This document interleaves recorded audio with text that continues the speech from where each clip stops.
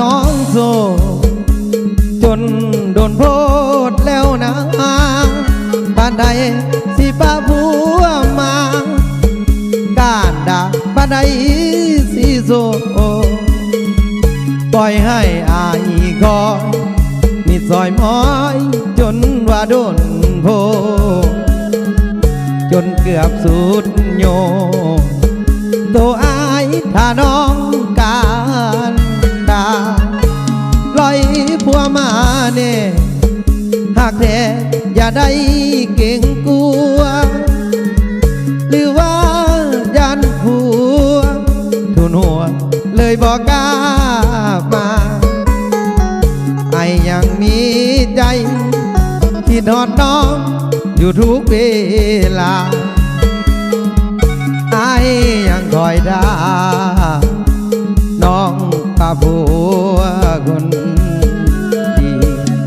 จังได้สมตัวหรือเจ้าอยากได้ทั้งสองเอาบ่อเนื้อทองไอ้นี้อดกันบ่อยู่เว้านำหัวน้องลองเบิ่งแน่เด้อสมตูอยากเปลี่ยนคำว่าเป็นสู้มาเป็นผัวน้อยได้บ่รอท่าน้องโซหลายปีโทษว่ามันดนให้เว้าบ่สนอายคนหักจริงแท้หนออยากไปหากันกะลักลีไปนวลล้อบอกผัว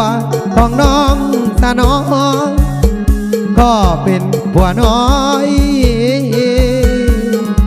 ได้บ่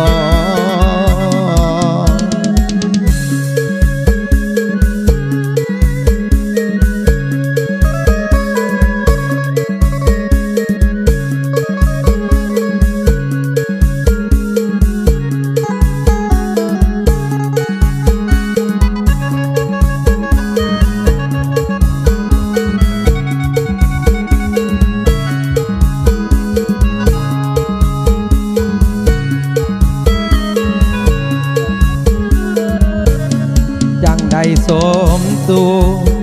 หรือเจ้าอยากได้ทั้งสองเอาบ่อเนื้อทองไอ้นี้อดกันบ่อยู่ว่านำผัวน้องลองเบิ่งแน่เด้อสมตัวอยากเปลี่ยนคำว่าเป็นสู้ไปเป็นผัวน้อยได้บ่รอท่าน้องโซหลายปีโพดว่ามันดนให้เว้าบ่สนอายคนหักจริงแท้หนออยากไปหากันกะลักลีไปนวลล้อบอกผัวของน้องสะน้อ